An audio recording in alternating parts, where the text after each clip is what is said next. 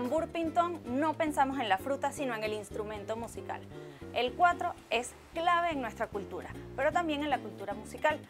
Todos probablemente hemos tocado cuatro alguna vez en la vida, pero ¿sabemos cómo se hace?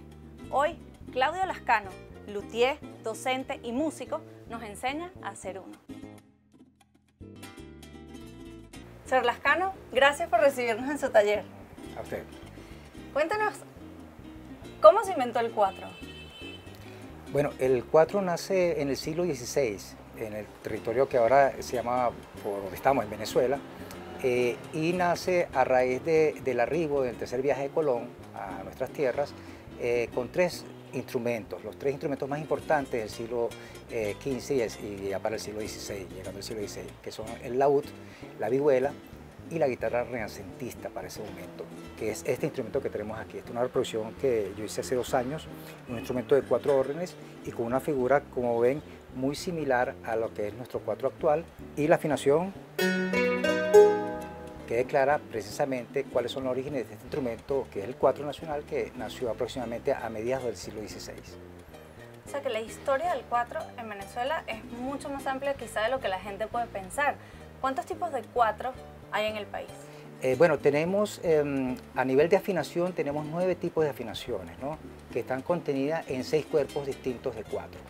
¿No? Hay unos cuatro que teniendo la misma forma tienen diferentes afinaciones, otros cuatro son muy particulares, por ejemplo, en el caso de los cuatros de la batería del tamunangue, ¿no?, que son el quinto, el sexto, el cuatro tamunanguero propiamente, y tenemos de Falcón, por ejemplo, el 4 y media, ¿no? También tenemos el 4 octavo, pero tradicionalmente el que más conocemos es el 4 de Cambur Pintón, que lo podemos escuchar aquí también, de cuerdas individuales. Es el 4 que se usa para la música central, ¿no?, y también la música oriental. ¿Me enseña cómo hacer un cuatro? Lo primero que tenemos que hacer, el primer elemento es escoger las maderas. El tipo de madera nos va a dar el tipo de timbre o características o color del sonido. La tapa, que es el alma del instrumento, es donde se produce la vibración inicial, donde está el puente que hace la acústica del instrumento. Estos aros o fajas que van a los laterales, en este caso tenemos aquí el cuatro construido desde caoba venezolana.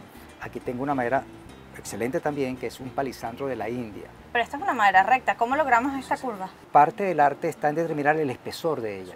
Después de hacer eso, lo doblamos, o sea, lo remojamos y después lo doblamos en una plancha caliente curva. El fondo del instrumento es el que va a permitir que una vez se produzca el sonido en la tapa también va a proyectar el sonido hacia adelante, el fondo va a servir para rebotar ese sonido también, va a complementar las siguientes ondas hacia el fondo. El último elemento, después de estos cuatro que hemos visto, ya el cuatro está ensamblado, es el diapasón.